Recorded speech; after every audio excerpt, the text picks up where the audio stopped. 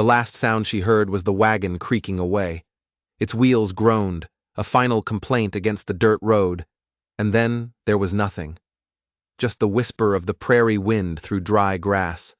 A sound so big and empty it felt like it could swallow a person whole.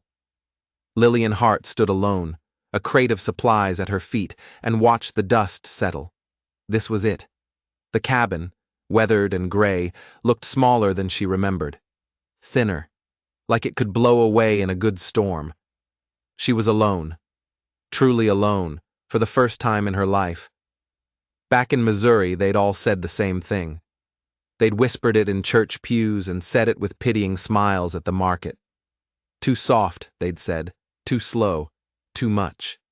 She'd tried to outrun those words, but they'd followed her all the way here, clinging to her like the road dust on her dress. What if they were right?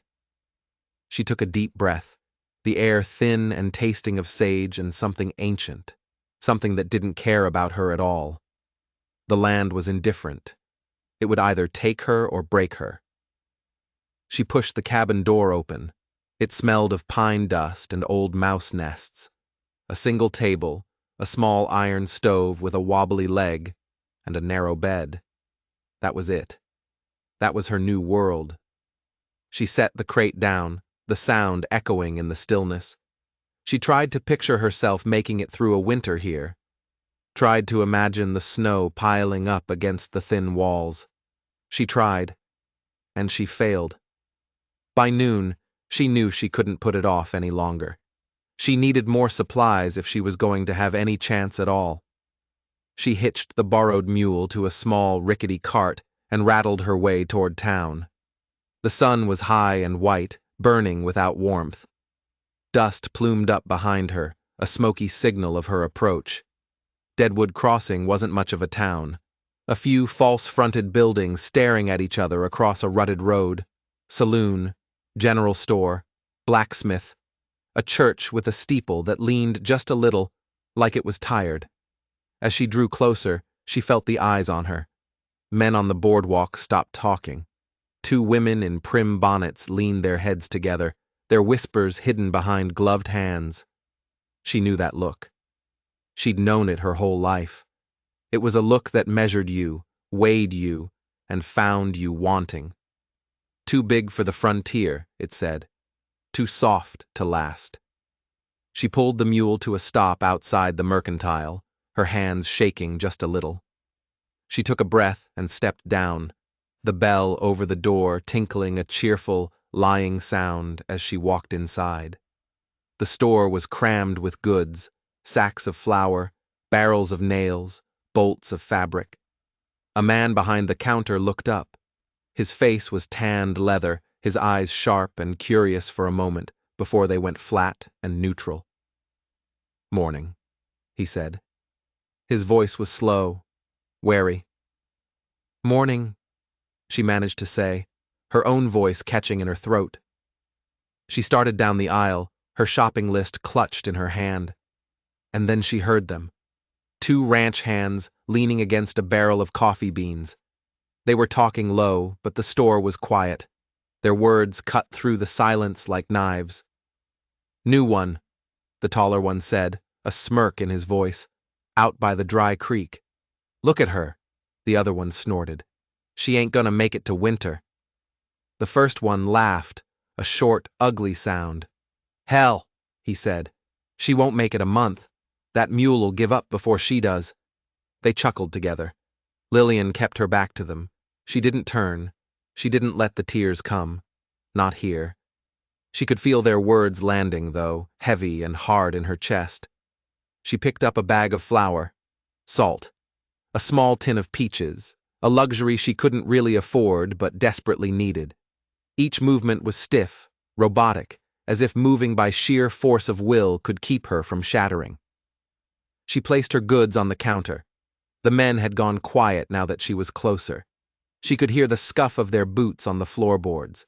She paid with the coins she had counted and recounted 100 times, her gaze fixed on the worn wood of the counter. She wouldn't look at them. She wouldn't give them that.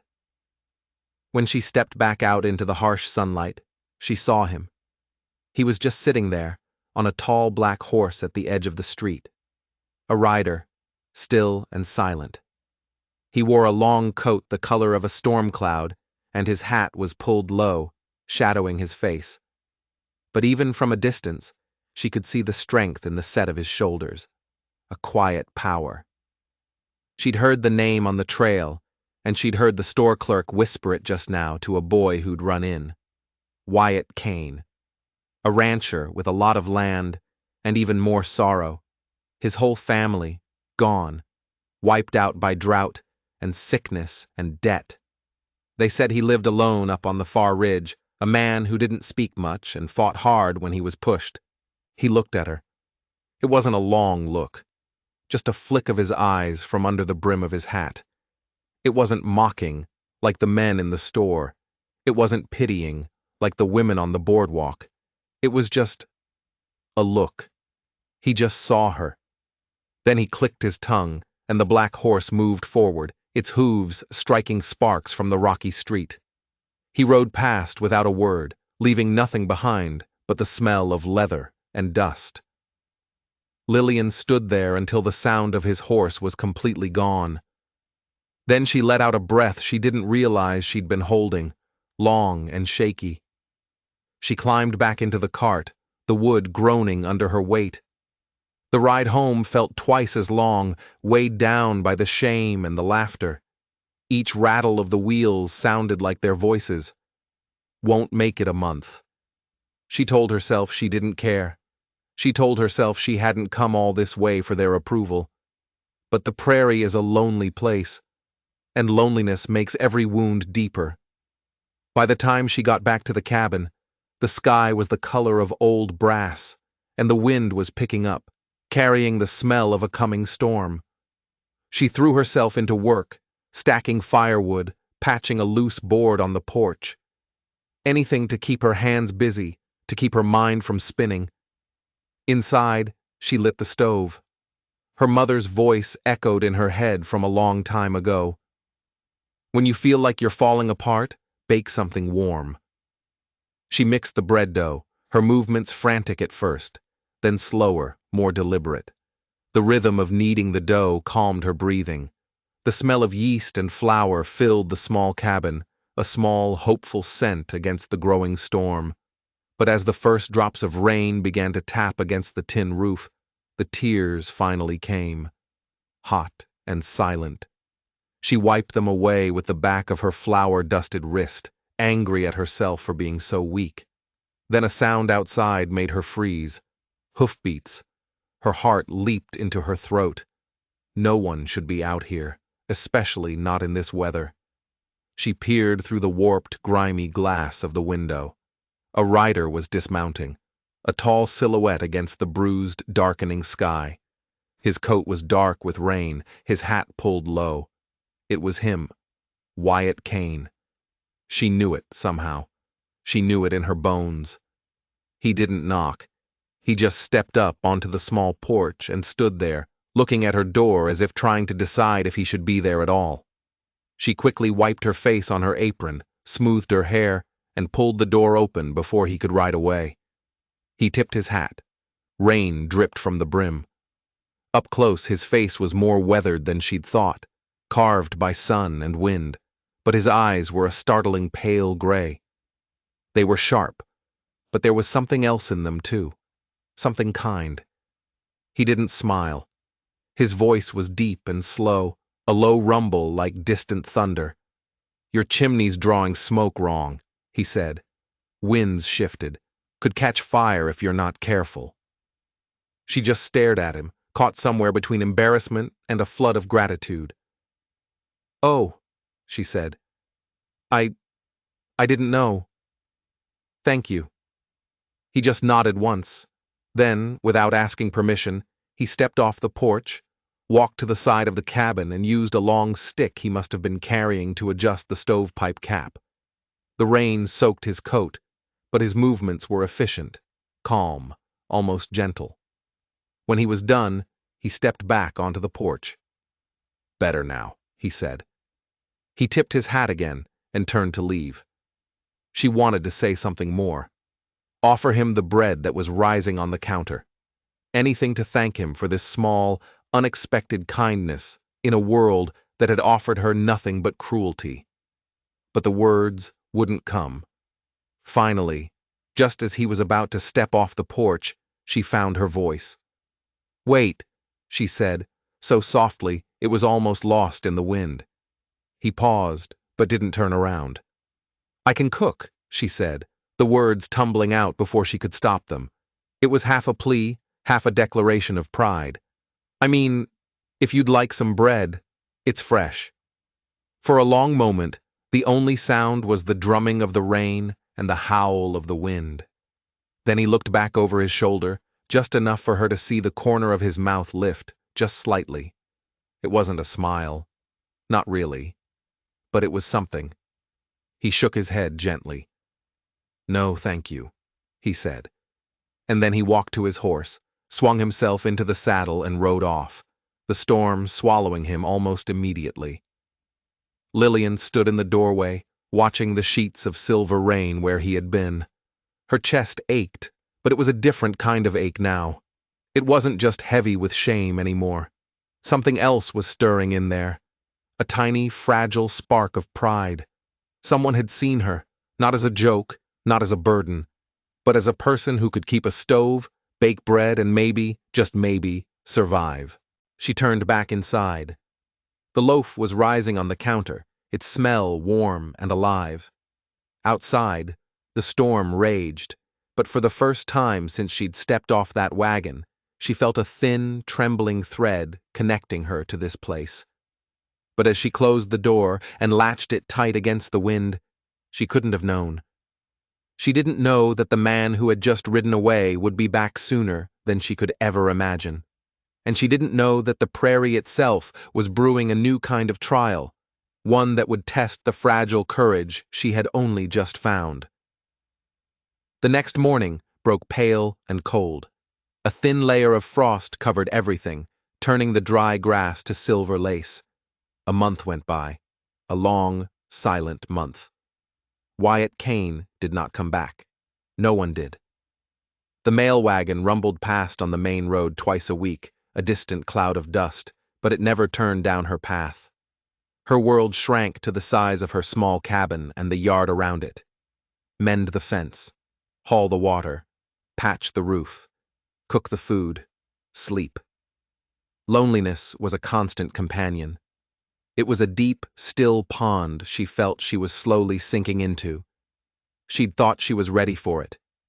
Back in Missouri, she'd always been on the outside of things, the quiet one in the corner. But this was a different kind of alone. This was an emptiness so vast it had a voice, a constant whisper from the horizon that reminded her how small she was. Everything seemed to fight her. The chickens she bought died one by one, their small bodies stiff in the cold morning air. She buried them under a scrub oak, making a tiny graveyard of her failures. A coyote stole her eggs. Her hands blistered and bled from hauling buckets of water from the creek. The stove, even after Wyatt's fix, would fill the cabin with smoke on windy nights, making her cough until her chest ached. But she kept going. Pride was the only thing she had left. When her flour and salt ran low, she knew she had to go back to town. She dreaded it. The ride was colder now, the wind sharp and mean. As she guided the mule down the main street of Deadwood Crossing, it happened all over again. The conversations stopped, the heads turned, the whispers started. She tried to hold her chin up, but she felt their stares like little needles on her skin. At the Mercantile, the same two ranch hands were there, leaning against the counter like they owned the place. "Well, look who's back," one of them drawled, not even bothering to lower his voice. "Figured the prairie would have eaten her alive by now." The other one smirked. "She's stubborn, I'll give her that, but stubborn ain't the same as smart." Their laughter followed her down the aisle. Her face burned. She didn't say a word. She gathered her things, her movement stiff: flour, lard, coffee. The storekeeper wouldn't meet her eyes. Maybe he felt sorry for her. She didn't want his pity. She didn't want anything from any of them. She just wanted to be left alone. On her way out, she almost bumped into a young woman no older than 20, carrying a bolt of blue fabric. The girl had freckles and wide, startled eyes. She jumped back, murmuring an apology, and in that split second, Lillian saw it all flicker across her face. First curiosity, then pity. The girl hurried away, and Lillian was left feeling hollowed out, like a house with its windows smashed. The ride home was slow. The mule plodded along, as if it could feel the weight of her sadness. Dark clouds were gathering in the west.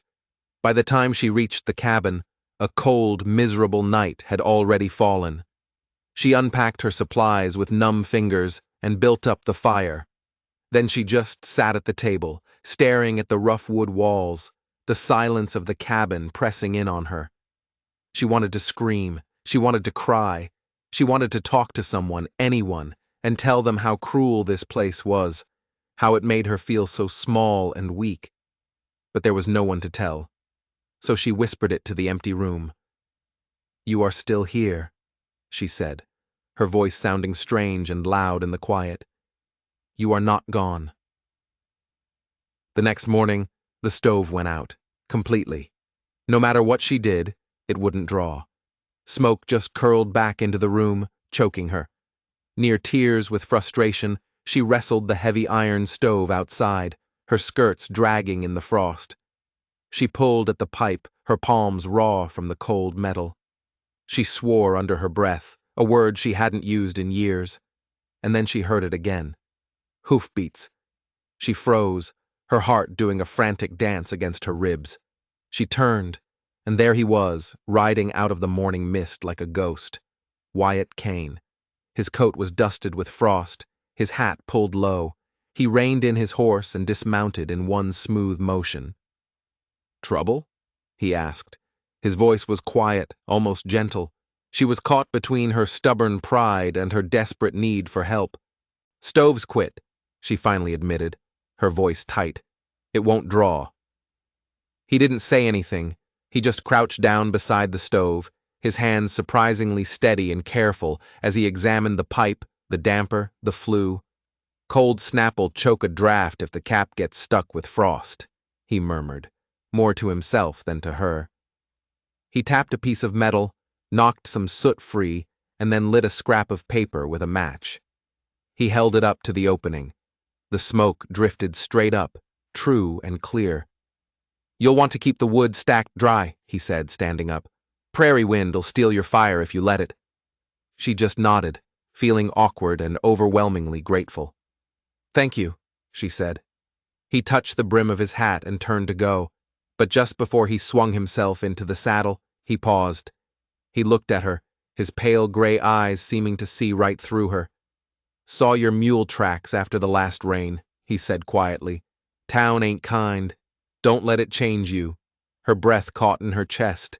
No one had said anything that kind to her since she'd left Missouri. No one had seen her struggle and named it so plainly. "I try," she whispered. He held her gaze for a moment longer, his expression unreadable but not unkind.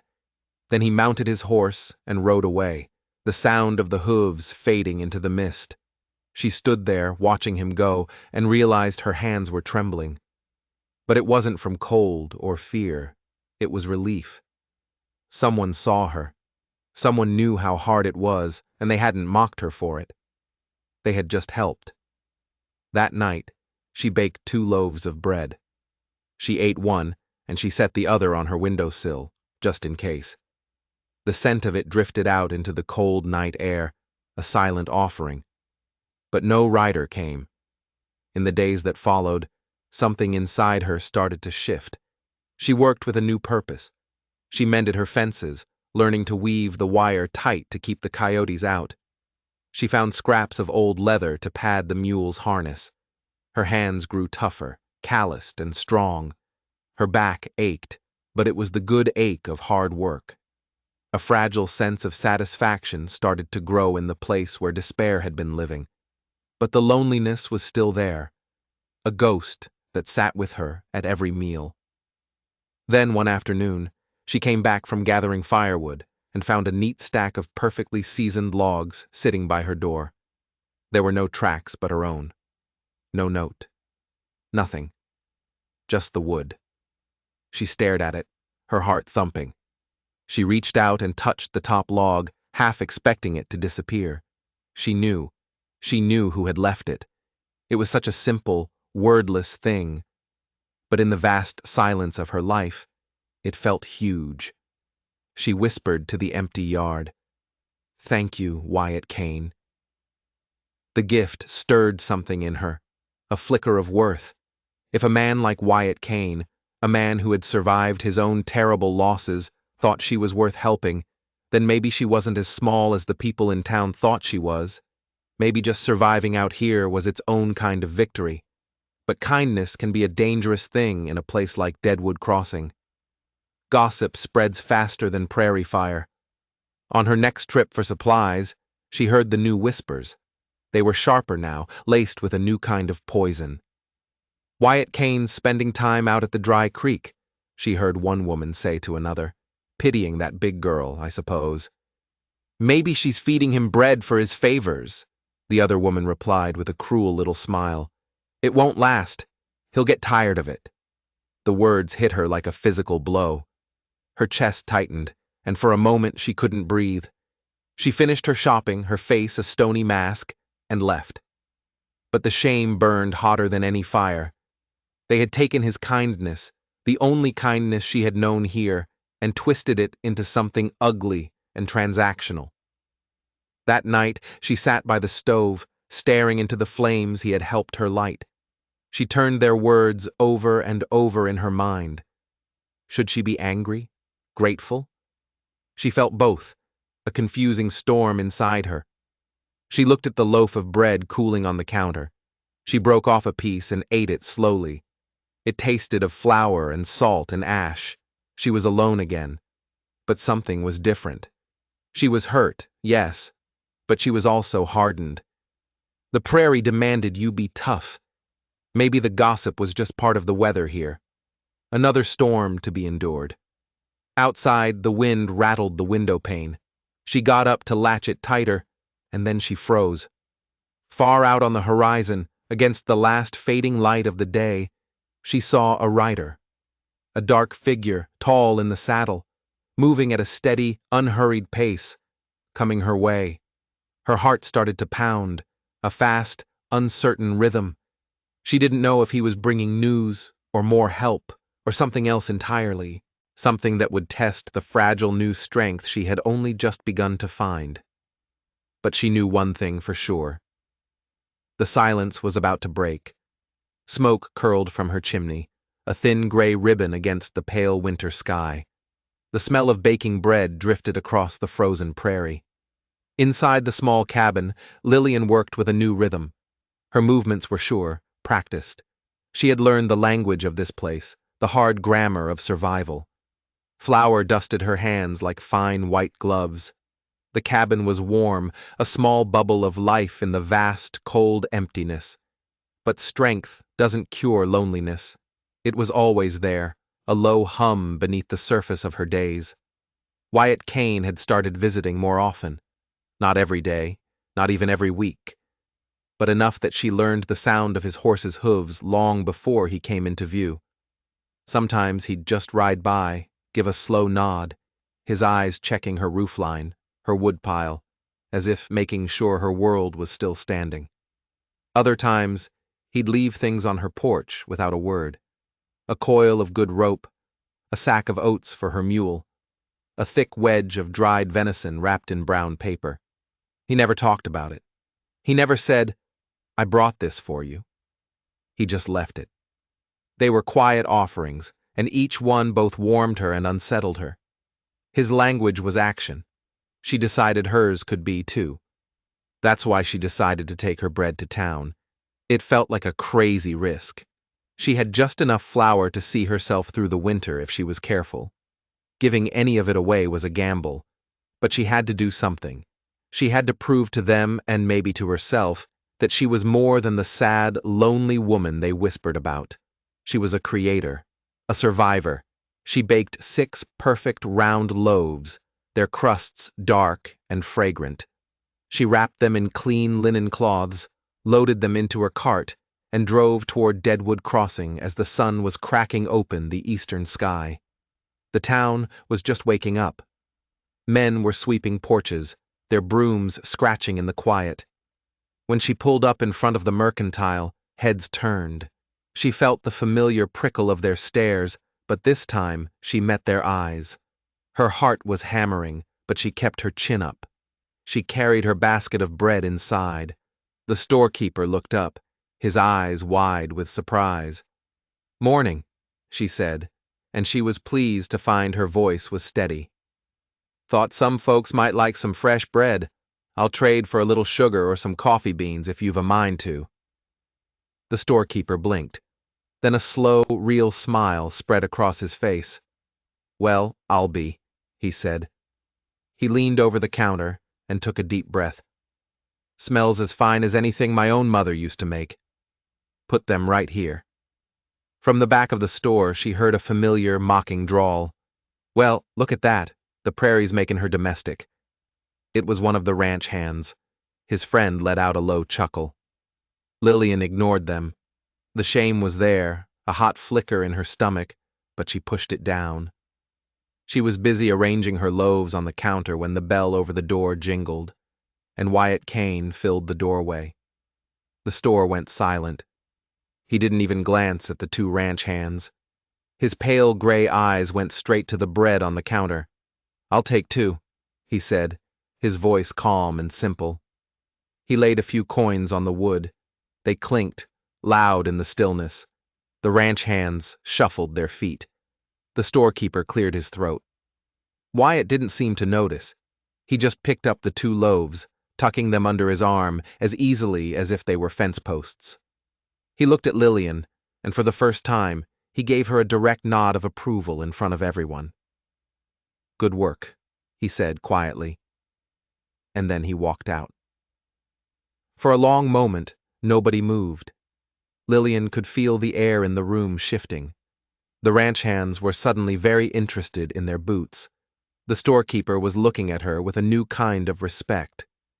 She swallowed hard, traded one of her loaves for a bag of sugar, and left without another word.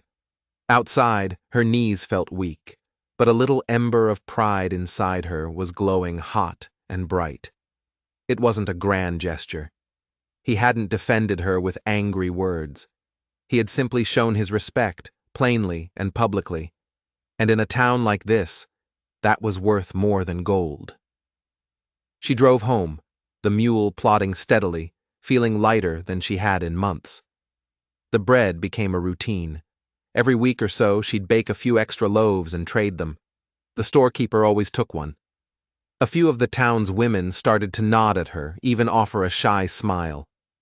The whispers didn't stop completely, but they got quieter. Their barbs didn't seem to stick as much. The prairie was teaching her other things, too. She learned to smoke the scraps of venison Wyatt left for her, filling the cabin with the rich, comforting smell of hickory. It was slow, careful work, hanging the strips of meat in the chimney, tending the fire. It was work that said, "I plan to be here when spring comes." One evening, as the sun was bleeding red across the snow-covered plains, she heard his horse. She stepped out onto the porch, wiping her hands on her apron. Wyatt dismounted and tied his horse to the post. "Storm's coming in," he said, nodding toward the dark clouds building in the north. "Your roof should hold, but you might want to set a bucket under that seam on the west side." "Thank you," she said. He hesitated for a moment, his eyes drifting toward the open cabin door. "Smells good," he said. A small laugh escaped her, surprising them both. "Smoked venison. It's my first try." He took a step closer, his boots crunching in the snow. "First try looks right." They stood there for a moment in a comfortable quiet. The air was thick with the smell of wood smoke and the coming snow. It was a strange and peaceful moment. This big, quiet man, a man surrounded by his own grief, standing on her porch. No fancy words, no courting, just a shared presence. It eased a knot inside her that had been tied tight for months.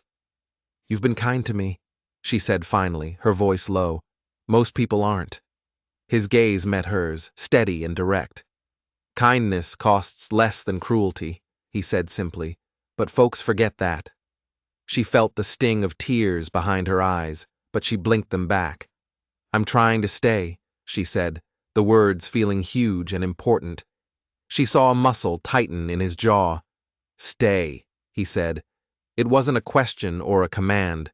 It was a statement, a fact. Then, before she could reply, he turned, swung himself into the saddle, and rode off into the growing dark. That night, she sat by the fire, his one word echoing in her head. Stay. It didn't sound like pity. It sounded like belief. She whispered it to herself as she banked the coals for the night. Stay. But staying was hard. The next trip to town proved that. It started well. The storekeeper greeted her with a warm smile. A young mother with a sick child traded a jar of pickled beets for a loaf of bread, her eyes full of gratitude. But gossip is a stubborn weed. As she walked past the saloon, she heard them. The words were meant for her to hear. "There goes Kane's charity case," one man slurred. "Guess he likes his suppers heavy." Another man laughed. "Or maybe he's just lonely enough to take whatever he can get." The laughter that followed was brittle and cruel. It hit her like a slap. Her throat burned. She kept her chin high and walked on, but the words stuck to her, sharp as burrs. It didn't matter what she did. It didn't matter that she was building a life, that she was strong, that a good man respected her. To them, she would always just be a body, a joke. She bought her things and fled, not letting the tears fall until the cold prairie wind froze them on her cheeks. Back at the cabin, she slammed the door so hard the whole structure shuddered. She leaned against it, her breathing ragged. A hot, furious anger warred with the deep hurt. Was she a fool to think she could ever belong here? To hope for a little dignity? She looked at the stove, at the sacks of flour, at the life she was building with her own 2 hands. She thought of Wyatt's quiet belief in her. Stay. She went around the cabin and lit every lamp she owned, flooding the small space with a warm, defiant light against the encroaching darkness. She would not let them win. She would not let their ugly words tear down what she had built. She was here. She was surviving. And tomorrow she would bake again. But that night, as she lay in her narrow bed, a different kind of ache settled over her. An ache for something more than just survival. A longing for a voice to answer hers across the dinner table. For laughter that wasn't at her expense. She didn't know if that kind of belonging was possible for her. Not here. Not in this place that seemed determined to break her. She was drifting off to sleep, the wind howling around the corners of the cabin when she heard it. Faint at first, but then clearer. Hoofbeats. She sat bolt upright, her heart pounding. She crept to the window and peered out through a patch she'd wiped clear of frost. A lantern was bobbing in the darkness, coming closer, a single point of light in the vast black night. A horse and rider, moving steadily toward her door. It was Wyatt, but this time his face, illuminated by the swinging lantern, was set in grim, hard lines. And behind him, far off on the horizon, the sky was flickering with a strange and terrifying orange light. A fire. Somewhere out on the plains, a fire was painting the bottoms of the clouds a pulsing, warning red. The night air hit her like a physical blow, thick with the smell of smoke and wet sage. Wyatt was a dark silhouette on his tall horse, the lantern in his hand casting long, dancing shadows. Behind him, the horizon throbbed, a faint, angry heartbeat of orange against the black clouds. His face was all angles and shadow, but his eyes found hers, and they were sharp with urgency.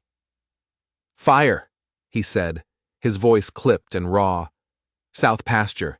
If this wind turns, it'll run for miles." A cold knot of fear tightened in Lillian's stomach. The dry prairie was a tinderbox waiting for a spark. She grabbed her thickest shawl. "What do you need?" Water, he said. Every bucket, every barrel, every hand we can get. He hesitated for just a second, his eyes asking a question he didn't want to voice, asking if she could handle it. I can help, she said, her voice firm, leaving no room for argument. She wouldn't be the woman who stayed behind.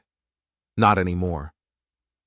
She wrestled her small water barrel into the cart, water sloshing over the sides, soaking the hem of her skirt. Wyatt watched her, and she saw a flicker of something in his eyes. Approval. He didn't offer to help. He knew she wouldn't want him to. He knew she had to prove it to herself. They rode hard into the darkness. The sky was a starless, inky black, choked with a growing haze of smoke that stung her eyes and clawed at her throat. The cart jolted and bucked over the rough ground, and she held on tight, her heart pounding in rhythm with the horse's hooves. Up ahead, she could see other lanterns, small points of light bobbing in the dark. A ragged line of ranch hands was already there, battling a creeping line of fire that was eating its way through the dry grass, spitting sparks into the wind like angry insects. Wyatt was off his horse before it even stopped, moving with a quiet, powerful authority, barking orders that the men followed without question. Lillian didn't wait to be told what to do. She grabbed a bucket and joined the line, passing water from the barrels to the men on the front. The heat was intense, a living thing that scorched her face. Her arms quickly began to tremble from the weight of the buckets, but she didn't stop. An ember landed on her skirt, and she slapped it out without breaking rhythm. Sweat streamed down her face, mixing with the ash and grime. The fire hissed and roared, a hungry beast devouring everything in its path. But they held the line. Slowly, painstakingly, they beat it back. The water turned the earth black and steaming, the smoke grew thicker, choking them, and then finally, the last of the flames sputtered and died, leaving behind a wide, blackened scar on the land under a dirty sky. When it was over, Lillian's legs gave out, and she sank to her knees in the ash, her chest heaving, her whole body shaking. A moment later, Wyatt was there beside her. He held out a calloused, soot-stained hand. She took it, his grip strong and grounding. "You did good," he said, his voice rough with smoke. She tried to answer, but no words came. Good. No one had ever called her that before. Strong, maybe, stubborn, but never just good. The simple word, coming from him after this night, struck something deep inside her. They rode back as the dawn began to creep over the horizon, turning the scorched earth a dismal gray. At her cabin, Wyatt lifted the empty barrel from her cart. He lingered for a moment, his gaze searching hers. "The town will hear about this," he said quietly. "They'll know you fought the fire tonight. Maybe they'll talk different for a while." She managed a weak, tired smile. Tears she hadn't let herself cry during the fight were threatening to fall now. "They'll talk how they want to talk," she said. He nodded, a flicker of something, regret, maybe, or just a shared understanding of the town's cruelty, in his eyes. Then he tipped his hat and rode away. She slept for most of the day, her body aching in ways she didn't know were possible. But when she went to town a few days later, she found that Wyatt's hope had been misplaced. The whispers were back, but they had a new, sharper edge. "Oh, she was there, sure," she heard a man say in the mercantile. "But Kane's the real hero. She just tagged along for the attention." "Probably slowed them all down, if we're being honest," another man added. A ripple of condescending laughter went through the store. The words were a fresh wound on top of her exhaustion. They had erased her effort, her courage, her fear. They had made her invisible again. She kept her back straight, bought her lamp oil, and walked out. On the boardwalk, a young boy stared at her with wide eyes, and then whispered something to his friend. They both snickered. Humiliation burned in her gut. She almost turned the mule for home, ready to retreat back to her solitude. But then something else rose up in her. a hot, bright anger. She turned the cart and drove it straight to the saloon. She pushed through the swinging doors. The room was full of men, their voices loud with whiskey. The two ranch hands who had mocked her from the very beginning were at the bar, telling an exaggerated story about the fire. Hell, Kane had it just about handled, one of them was boasting. Right before that big settler woman blundered in, getting in the way. Before she could turn and flee, the entire room fell dead silent. Wyatt Kane was standing in the doorway. Dust and ash still clung to his clothes. His pale gray eyes swept across the room, cold and sharp as a blade. "She didn't blunder," he said. His voice was low, but it cut through the silence like a whip crack. "She hauled water until her arms gave out, and she stood her ground when grown men were ready to run. You don't get to talk about her. Any of you." He paused, letting his gaze land on the two ranch hands at the bar. "You owe her your thanks." No one said a word. The silence was thick with shame. A chair scraped against the floor as someone shifted uncomfortably. Wyatt held their gaze for another long, burning moment, and then he turned and walked out, the saloon doors swinging shut behind him. Lillian stood frozen, her heart pounding. Every eye in the room was on her now, but for the first time, there was no mockery in their stares, just a grudging, uneasy respect. She turned and followed him out into the sunlight. He was waiting by his horse, his head down as if he was angry with himself. When he looked up, the hardness in his eyes had softened. "Sorry," he said quietly. "Didn't mean to make a scene, just figured the truth ought to be told." She found her voice. It was shaky, but it was there. "Thank you, Wyatt." He studied her for a long moment. Then he asked a question so simple, so ordinary, it took her breath away. "You cooking tonight?" She blinked. Then a real, genuine smile touched her lips. "Yes," she said. "I am." He almost smiled back, the smallest hint of it in his eyes. "Might stop by," he said, "if you'll have me." She didn't hesitate. "I will." That evening she roasted potatoes and venison. She baked a fresh loaf of bread. She lit every lamp, making the cabin glow. When his knock came, she opened the door to find him standing there, his hat in his hands, looking almost shy. They ate in a comfortable quiet. He asked about her plans for a garden in the spring. She learned about his cattle, about the never-ending work of keeping a ranch alive in this harsh land. Their hands brushed when she passed him the salt, and for a long second, neither of them pulled away. After the meal, he stood by the stove, looking around at the small, orderly world she had built for herself. "You've done well here, Lillian," he said, using her name for the first time. Heat bloomed in her cheeks. "I try." His voice went softer, almost a whisper. "You do more than try." Something shifted between them then, a deep, unspoken understanding. But before it could settle, he seemed to pull back into himself. He put on his hat. "Got an early start," he murmured, his familiar distance returning. "Thank you for the supper." She walked him to the door. The night was cold and brilliant, the sky choked with stars. He swung onto his horse, but this time he paused before riding off. "Town won't change overnight," he said, his voice low and serious. "But don't you let them move you. You keep your ground. You belong here." The words hit her harder than any insult ever could, because they sounded like the truth. She watched until he was just a speck in the starlit darkness, a slow warmth spreading through her chest. She turned back inside, her heart thrumming with a feeling she couldn't name. Belong. The word felt strange and new on her tongue. Could it be true? She was still thinking about it, sitting by the dying embers of the fire, when a sharp, frantic knock shattered the quiet. She grabbed the heavy bread knife from the counter and crept to the door. It was a neighbor, an old, gaunt man from a claim a few miles away.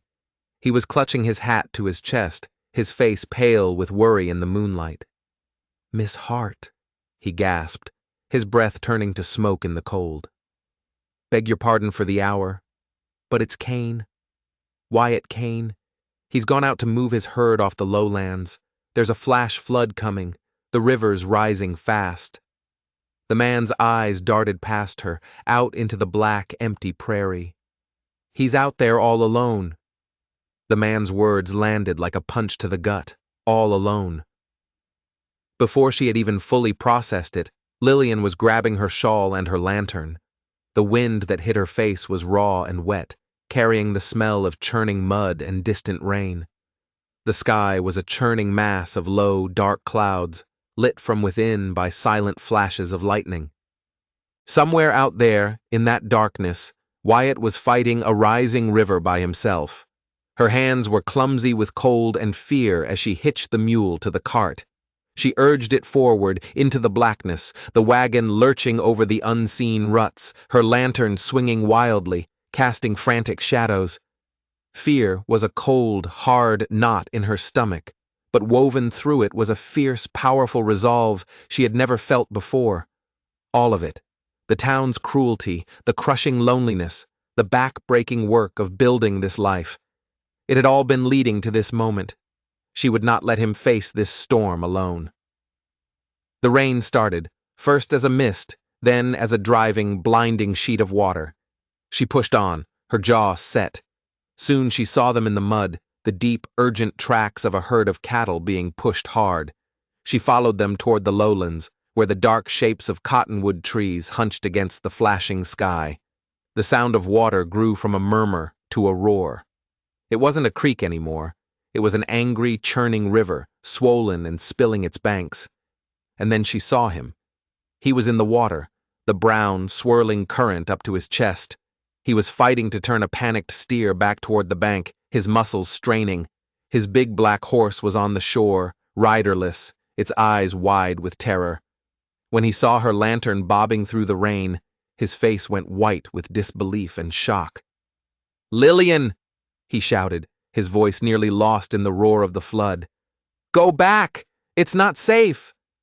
She just shook her head, driving the mule as close to the raging water as she dared.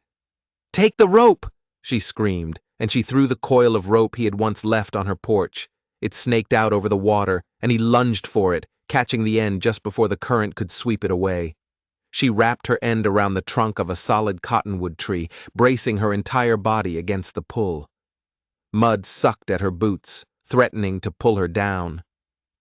The rain was a solid wall of water, blinding her. But she held on, her teeth gritted, the rope biting into her hands, as he used the line to fight his way, and the steer's way, back to safety. Finally, with a last, desperate lurch, the animal scrambled up the muddy bank, bellowing in terror. Wyatt followed, soaked and shivering, so exhausted he nearly collapsed when he reached solid ground. She dropped the rope and rushed to him, grabbing his arm to steady him. For a long moment, they just stood there, panting, the rain plastering their hair to their faces, her hands gripping his sleeve as if to reassure herself that they were both still alive, still standing. He looked at her then. Not just a glance, but a deep, searching look. And she saw the carefully constructed walls around his heart just break. The grief, the sorrow, the solitude, it was all there in his eyes, raw and unguarded. "You came," he said, his voice a hoarse whisper. "You're not alone out here, Wyatt," she answered, her own voice breathless but steady. The river raged behind them, but the worst of the danger had passed. The herd was scattered on the higher ground, and the floodwaters were already beginning to slow their rise. Wyatt's hand came up and squeezed her shoulder, his whole body trembling from cold and exhaustion, and something much, much deeper. They didn't speak again for a long time. The rain just washed over them, a clean, cold baptism. When they finally stumbled back into her cabin hours later, the dawn was a weak gray smudge on the horizon. They were both shivering, dripping water and mud onto her clean floor. Wyatt knelt by the stove, his hands shaking so much it took him 3 tries to strike a match. When the kindling finally caught, he sat back on his heels and let out a long, shuddering breath that was half a laugh and half a sob. She knelt beside him, not touching him, but just being near. There were no grand speeches, no declarations of love. There was only the quiet, unshakable certainty of what had just passed between them. A bond forged in fire and flood. As the warmth from the stove began to fill the small room, Lillian felt the last of her old self. The shame, the doubt, the feeling of being too much and not enough, finally wash away. She hadn't just survived the prairie. She had met its fury head-on and won. The whispers of the town, the years of isolation, the old wounds of being unseen, they all seemed small and distant now, dwarfed by the simple, solid truth of her own strength. Wyatt reached out then, his movement slow, hesitant. He gently brushed a wet strand of hair from her cheek. His calloused fingers lingered there for a heartbeat longer than they needed to. Their eyes met across the growing warmth of the fire. Nothing was said, but everything was understood. Outside, the storm finally broke, and the land took a long, deep breath. And inside the small, warm cabin, by the light of a crackling fire, 2 lonely souls had finally, against all odds, found their way home. If this story of courage and unexpected kindness moved you, do us a favor and hit that subscribe button. You won't want to miss the stories we have coming up next.